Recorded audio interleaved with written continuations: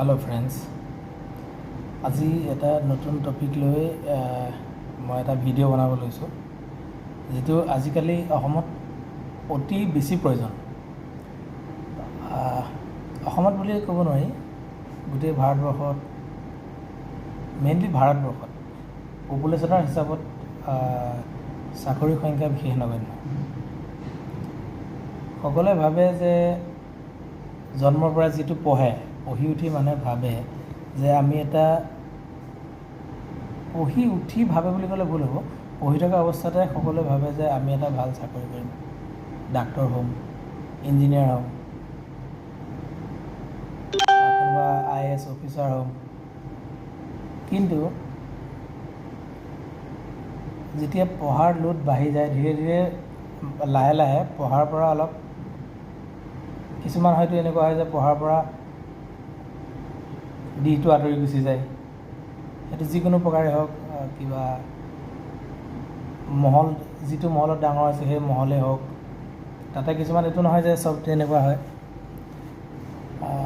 তাৰ উপৰিও তাতো বহুত কিছুমান কথা থাকে যে মই কিবা ভাল চাকৰি এটা পাম, ফেমিলি ভালকৈ চলাম, তাৰপিছত গাড়ী কিনিম, বিয়া পাতিম। কিন্তু একজেক্টলি তেনেকুৱা নহয়। হয়, ধৰি লওক যিমানখিনি ভাবে তাৰে 100% নহয়, এটলিষ্ট 30% নিজৰ এইমটো লৈ ছাকচেছ হয়। কিন্তু সেই বুলি মানুহে অকল যে মই গভৰ্ণমেণ্ট জব এটা নাপালোঁ বুলি মই ঘৰত বহি যাওঁ, সেইটো ভুল কথা। চবেইতো ধৰি লওক গভৰ্ণমেণ্ট জব পাই কৰি থকা নাই, ফেমিলি চলাই থকা নাই, তেনেকৈ হ'লেতো গোটেই দুনিয়া বন্ধ হৈ গ'লহেঁতেন। চবেই যদি ভাবিলেহেঁতেন যে মই গভৰ্ণমেণ্ট জব কৰিম, তেতিয়া হয়তো আমি যিখিনি ডেইলি বেচিছত যিখিনি ঘৰত বস্তু ইউজ কৰি আছোঁ সেইখিনি হয়তো আমি নাপালোঁহেঁতেন, যদি প্ৰত্যেকটো বস্তু গভৰ্ণমেণ্ট ছেক্টৰত হয়। চবেই যদি ভাবে যে মই গভৰ্ণমেণ্ট ছেক্টৰতে কৰিম। এতিয়া কথা হ'ল যে প্ৰাইভেট জব মানে কয় যে আমি কিছুমান অসমত থকা মানে কয় যে বাহিৰত গৈ যে জব এনেকুৱা বহুত কষ্ট, বহুত লোড, নহয় হয়। কিন্তু যদি যিকোনো মানুহে যদি কোনোবা এটা লাইনত কাম কৰিব আহে, সেই লাইনৰ যদি বেছিক বস্তুটো এটলিষ্ট মিনিমাম স্কিলটো যদি লৈ আহে, আজিকালি ইমান স্কিল ডেভেলপমেণ্ট প্ৰগ্ৰেম চলি থাকে গোটেই ভাৰতবৰ্ষতে। তাৰো যদি যিকোনো এটা যদি স্কিল, যিটোত মানুহজন ইণ্টাৰেষ্ট, যিটো ল'ৰাজন ইণ্টাৰেষ্ট বা ছোৱালীজনী ইণ্টাৰেষ্ট, সেই টপিকটোৰ ওপৰত যদি এটা যদি স্কিল অলপ লৈ আহে, বেছিক স্কিলখিনি লৈ আহে, যিকোনো জেগাত এটা ভাল ইনকাম কৰিব পাৰে। এইটো নহয় যে কোটি টকা পাব, গভৰ্ণমেণ্ট ছেক্টৰতো কোনো কোটি টকা নাপায়, হয়তো গভৰ্ণমেণ্ট ছেক্টৰতকৈ প্ৰাইভেট ছেক্টৰত পইচা অলপ বেছি হয়। সেইটো মোৰ এক্সপিৰিয়েঞ্চৰ পৰা মই ক'ব গৈছোঁ। কিন্তু আপুনি যদি গভৰ্ণমেণ্ট ছেক্টৰত কৰে যে মানে ভাবে যে মোৰ জব ছেফ, চাকৰি ছেফ মানে কি? মানে মোৰ চাকৰিটো নাযায়। চাকৰি নোযোৱা কথা নহয়, চাকৰি গভৰ্ণমেণ্ট ছেক্টৰতো যায় আৰু প্ৰাইভেট ছেক্টৰত যাব। কিয় যাব? যদি কাম নাজানে। যিটো ছেক্টৰত আপুনি কাম কৰিব যে যদি কাম নাজানে, ডেট মিনছ গভৰ্ণমেণ্ট ছেক্টৰত যদি চাকৰি নাযায় মানে ডেট মিনছ মানুহজনে পাল মৰাৰ পিছতো চাকৰি চোৱা নাই। কিন্তু প্ৰাইভেট ছেক্টৰত পাল মাৰিলে চাকৰি যায়। কিন্তু প্ৰাইভেট ছেক্টৰটো এনেকুৱা আছে, আপুনি যদি বেছিক স্কিলখিনি লৈ আহে যিকোনো ছেক্টৰতে, ষ্টাৰ্টিং এটলিষ্ট 8-10 হাজাৰ পাব। যিকোনো ছেক্টৰতে ষ্টাৰ্টিং 8-10 হাজাৰ পাব মিনিমাম, তাৰ তলত আজিকালি নিদিয়ে। আৰু 8-10 হাজাৰ আপুনি যদি এবছৰত পায়, এটলিষ্ট 10-15% পাৰ ইয়েৰ প্ৰত্যেকটো জেগা চেলেৰি ইনক্ৰিমেণ্ট হয় প্ৰাইভেট ছেক্টৰত, 10-15% মিনিমাম। আৰু সেই হিচাপে যদি আপুনি চায়, এজন প্ৰাইভেট ছেক্টৰত আপোনালোকে হয়তো বহুতে জানে, প্ৰাইভেট ছেক্টৰ বুলি ক'লে বহুতে ইগন'ৰ কৰি দিয়ে, কিন্তু বহুতে জানে প্ৰাইভেট ছেক্টৰত এজন চাকৰিয়ালে কেতিয়াবা কোনোবা এনেকুৱা পোষ্টত থাকে, আমাৰ অসমৰে বহুত মানুহ বাহিৰত আছে, দেখিছোঁ, লগ পাইছোঁ, যি নেকি গভৰ্ণমেণ্ট চাকৰি প্ৰাইভেট ছেক্টৰত কৰিব আহে। তেনেকুৱা ক্ষেত্ৰত কি হয়, মানে যিকোনো মানে ভাবিব বাধ্য যে কিয় গৈছে, কিন্তু ভাবে যে এইটো চাকৰি গ'ল কিবা গ'ল, কিন্তু নহয়। কিছুমান প্ৰাইভেট ছেক্টৰত এনেকুৱা হয়, বহুত ক্ষেত্ৰত প্ৰাইভেট ছেক্টৰত মানুহে কমচে কম যিখিনি মেনেজমেণ্ট লেভেলত থাকে সেইখিনি কমচে কম 2 পৰা 2.5 লাখ মিনিমাম চেলেৰি পায়, যিখিনি মেনেজমেণ্ট লেভেলত থাকে। আৰু এইটো নহয় যে মেনেজমেণ্ট লেভেলত পাবৰ কাৰণে আপুনি বহুত কিবা কোৱালিফিকেশ্যন লৈ আহিব লাগিব। কোৱালিফিকেশ্যন এটা বেছিক বস্তু হয়, যিটো হ'লে নেকি মানুহে গ্ৰ'থটো জল্দি কৰিব পাৰে, সেইটো হয়। কিন্তু কোৱালিফিকেশ্যন হ'লেই যে মেনেজমেণ্টত থাকিব বা কোৱালিফিকেশ্যন কম হ'লে মেনেজমেণ্টত থাকিব নোৱাৰিব, এনেকুৱা কথা নহয়। চিম্পল ডিপ্ল'মা হোল্ডাৰ এজন ব্যক্তিয়েও আজিৰ পৰা যি 10 বছৰ আগত বা 15 বছৰ আগত ডিপ্ল'মা 3 years ডিপ্ল'মা লৈ আহিছে বা মানে যিখিনি কৰি আছে, সেইখিনিও কমচে কম যদি 10 বছৰ আগত লৈ আছে কমচে কম 1 লাখ টকা চেলেৰি পায়।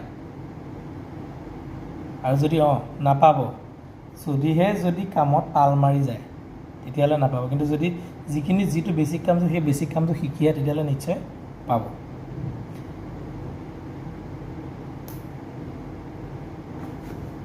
যদি উদাহৰণ হিচাপে আজি কিবা এটা এক্সাম্পল হিচাপে আজি যদি মই দিব যাওঁ, এটা সৰু অৰ্গেনাইজেশ্যন এটাৰ কথাই ক'ব লৈছোঁ। সৰু অৰ্গেনাইজেশ্যন, ডাঙৰ সৰু অৰ্গেনাইজেশ্যন এটাত মেনেজমেণ্টৰ পৰা তললৈকে কিমান থাকে? মই একচুৱেলি হাতত বহি লোৱা আছে, কিয়নো মই ইমান ইউটিউবত বা ভিডিঅ' এনেকুৱা কৰা মানুহ নহয়।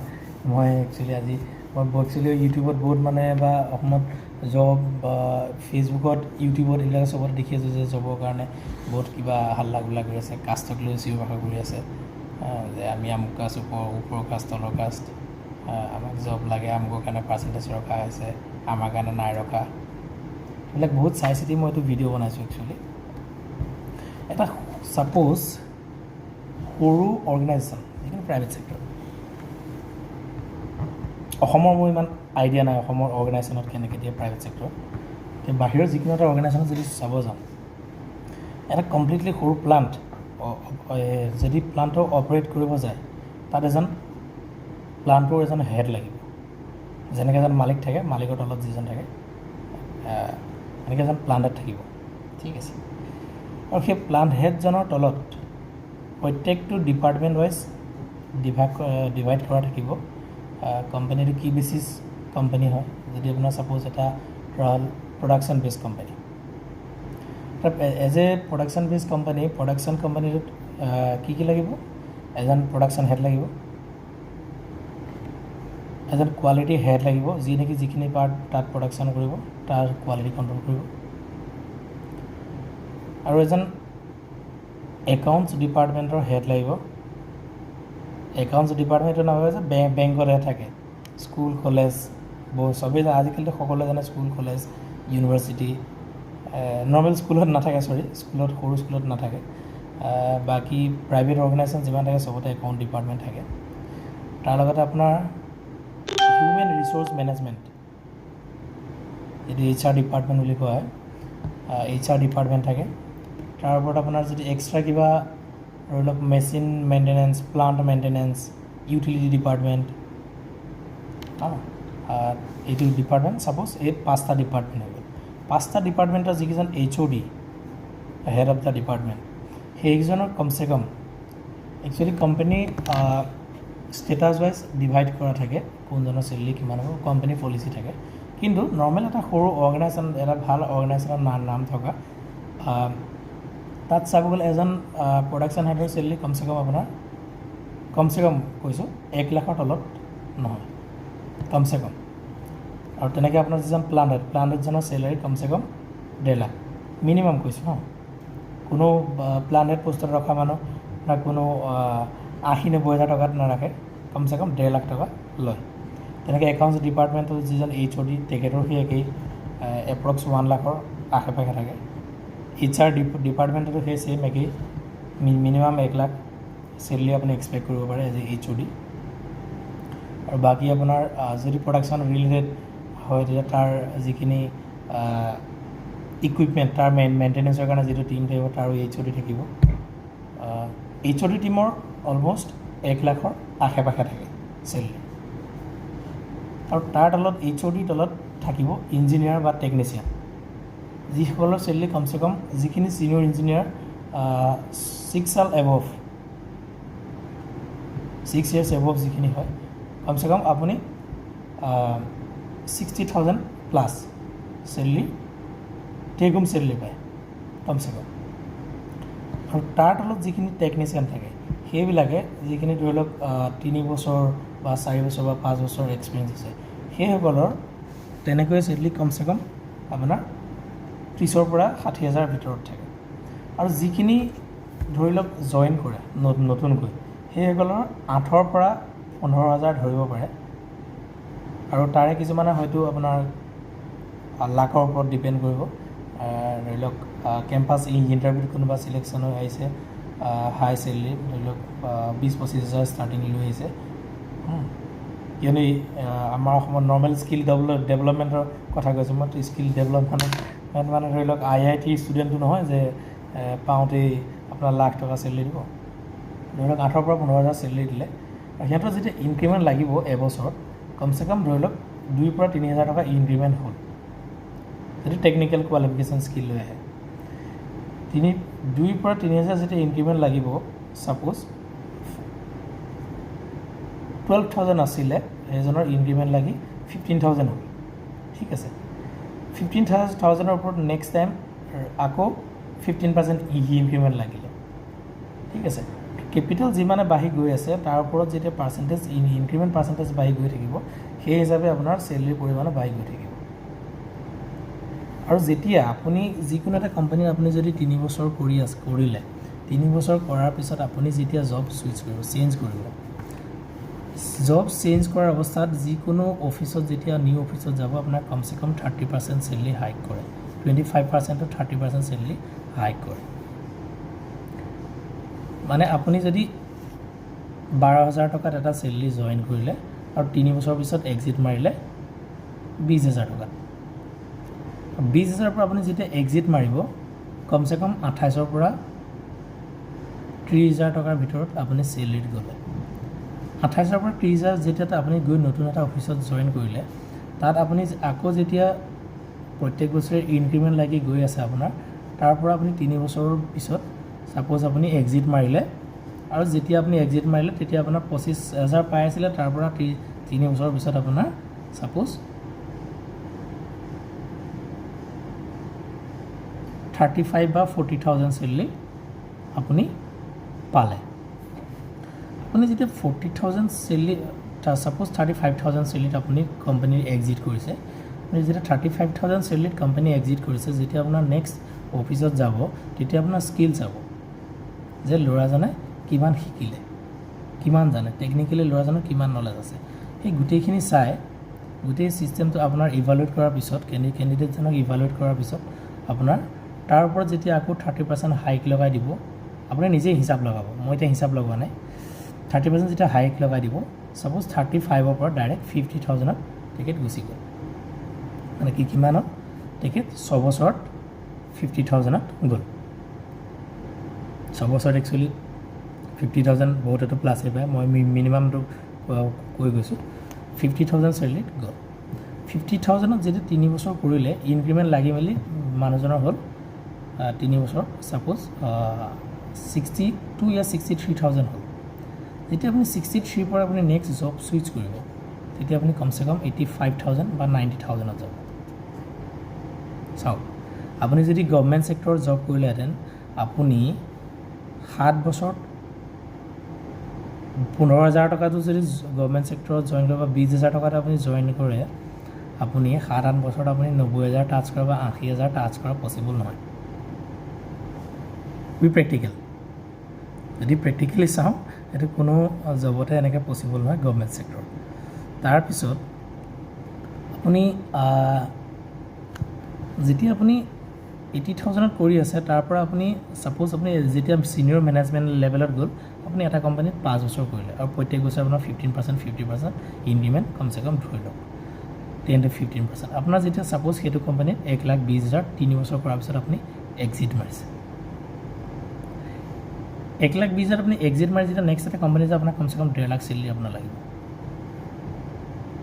আৰু যদি আপুনি যদি মোৰ তথ্য ভুল আপুনি যিকোনো প্ৰাইভেট ছেক্টৰত কৰি থকা যদি আপোনালোকৰ কোনোবা চিনাকি মানুহ আছে প্ৰাইভেট ছেক্টৰত এইটো কোৱা নাই যে প্ৰাইভেট ছেক্টৰত আপোনাৰ যিকোনো ধৰি লওক একেবাৰে কোৱালিফিকেশ্যন নাই কিবা অপাৰেটিং কৰিছে মই তেনেকুৱা কথা ক'ব যোৱা নাই যি হাতত মিনিমাম টেকনিকেল কোৱালিফিকেশ্যন আছে এটলিষ্ট মিনিমাম কিবা না কিবা টেকনিকেল কোৱালিফিকেশ্যন আছে তেখেতে কৈছে যি নেকি ধৰি লওক যেই হওক বা এনেকুৱা এবছৰ কিবা স্কিল লৈ আহে তেওঁ যেতিয়া 1.5 লাখ টকাত গ'ল নতুন কোম্পানী তাত আপোনাৰ নতুন প্ৰচেছ তেতিয়া অলৰেডি মানুহজন মেনেজমেণ্টত সোমাই গ'ল আৰু মেনেজমেণ্টত সোমোৱাৰ পিছত আপোনাৰতো মই আগ্ৰহী কৰিছোঁ যে আপোনাৰ প্লানেটৰ চেলেৰি কেনেকুৱা প্ৰডাকশ্যনেটৰ চেলেৰি কেনেকুৱা গতিকে আপোনাৰ তাৰপিছত আপোনাৰ নিজৰ গ্ৰ'থ আপুনি নিজে মেইনটেইন কৰিব পাৰে আপুনি কি আপোনাৰ যেতিয়া স্কিল আহিলে আপুনি কিবা ভাল আপুনি কোম্পানীক গ্ৰ'থ দিব পাৰিছে অভিয়াছলি কোনো কোম্পানীয়ে নিবিচাৰিব যে মোৰ প্ৰফিট দিয়া মানুহজনক মই কোম্পানী এৰি দিওঁ চবেই ভাবিব যে মই কেণ্ডিডেটজনক ৰাখোঁ চ' সেইটোৱেই মোটামুটি প্ৰাইভেট ছেক্টৰ আপুনি যদি বেয়া বুলি ক'ব যায় ভুল কথা বা গভৰ্ণমেণ্ট ছেক্টৰে যদি ভাল বুলি ক'ব যায় সেইটোও ভুল হ'ব গভৰ্ণমেণ্ট ছেক্টৰ বেয়া নহয় ভাল মই বেয়া বুলি ক'ব নাযাওঁ কিন্তু আৰু এটা কথা ঠিক যিখিনি গভৰ্ণমেণ্ট অফিচত যিখিনি কাম গভৰ্ণমেণ্ট অফিচত এমাহত কৰে সেই একেটা অফিচে যদি এটা প্ৰাইভেট ছেক্টৰৰ আণ্ডাৰত এৰি দিয়া যায় যিখিনি এমহীয়া কাম পেণ্ডিং কাম প্ৰাইভেট ছেক্টৰত 10 দিনত ক্লিয়াৰ হ'ব যিবিলাক ফাইল গভৰ্ণমেণ্ট ছেক্টৰত ক্লিয়াৰ কৰিবলৈ মাহ অফিচত পৰি থাকে সেইবিলাক প্ৰাইভেট ছেক্টৰত ক্লিয়াৰ হ'বলৈ অতি বেছি 10 দিন লাগিব যিখিনি নেকি মাহ হিচাপে পেণ্ডিং থাকে গতিকে প্ৰাইভেট ছেক্টৰ আপুনি চুজ কৰিবও পাৰে এজ ইউ উইচ যদি আপুনি গভৰ্ণমেণ্ট জব বিচাৰিছে পাইছে ভাল কথা কিন্তু যদি পোৱা নাই এনেই তিনিআলি বা চাৰিআলিত বহি পেলাই যেনেকৈ আমাৰ মানুহবিলাক নৰ্মেলি থাকে কিছুমান মানুহ ধৰি লওক থাকে ন যে ব'ল চুট্টা এটা মাৰি আহোঁগৈ তিনিআলি এই যদি তেনেকুৱাটো নাভাবে যদি ভাল কিবা এটা কৰি ফেমিলিক ছাপোৰ্ট কৰোঁ বুলি ভাবে পাৰে অভিয়াছ কিবা এটা আৰু যদি কোনোবাই যদি ভাবে যে নহয় আমি বাহিৰত যাবৰ কাৰণে সুবিধা পোৱা নাই নিশ্চয় আপোনালোকে কমেণ্ট কৰিব পাৰে যিমান পাৰোঁ সহায় কৰিম আৰু মোৰ কণ্টেক্ট নম্বৰ ডেছক্ৰিপশ্যনত থাকিব আপোনালোকে চাব পাৰিব অ'কে বাই